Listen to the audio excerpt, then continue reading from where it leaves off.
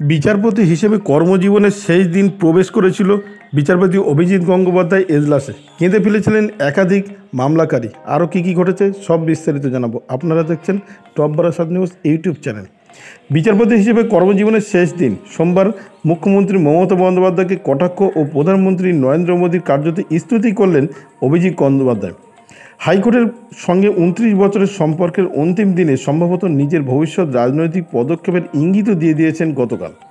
মঙ্গলবার তিনি পদত্যাগপত্র জমা দেবেন, রাষ্ট্রপতির কাছে ইস্তফাপত্র পাঠাবেন বিচারপতি অভিজিৎ গঙ্গোপাধ্যায়। তার প্রতিলিপি যাবে দেশের প্রধান বিচারপতি এবং কলকাতা হাইকোর্টের প্রধান বিচারপতির কাছে।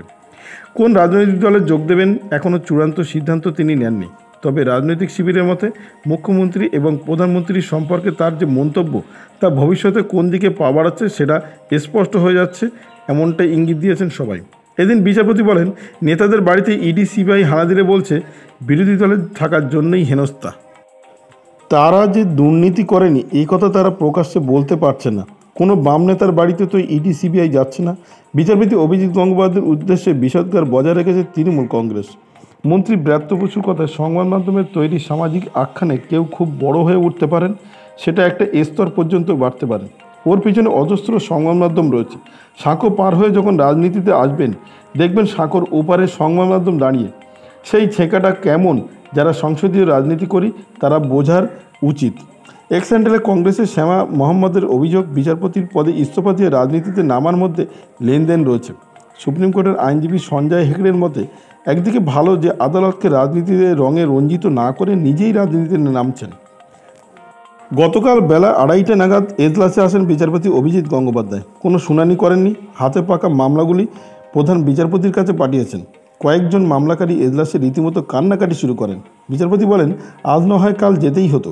এক মহিলা বলেন, আপনার জন্য আমার ছেলের চিকিৎসার সুযোগ পেয়েছে, আপনি চলে যাচ্ছেন শুনে কষ্ট পেয়েছি। এজলাসে বসার পর তার চেম্বারে হাইকোর্টের আইনজীবী কর্মীরা গিয়ে দেখা করেন, এমনকি অনেকের ছবিও তোলেন। বেরিয়ে বলেন, কষ্ট হয়েছে ঠিকই, বুঝে গিয়েছিলাম এই পদে থেকে আর কোনো কাজ আমার করার ছিল না। বিজেপি রাজ্য সভাপতি সুকান্ত মজুমদারের কথায় ওর মতো লোক রাজনীতিতে এলে ভালো হবে। সিপিএমের সুজন চক্রবর্তী বলেন, যারা দুর্নীতির বিরুদ্ধে লড়ছেন এবং চাকরি প্রার্থীদের কাছে বিচারপতি গঙ্গোপাধ্যায় একটা ভরসা ছিল। কংগ্রেসের প্রদীপ ভট্টাচার্য বলেন, বিচারপতির উচিত গণতান্ত্রিক ধর্মনিরপেক্ষ দল বেছে নেওয়া।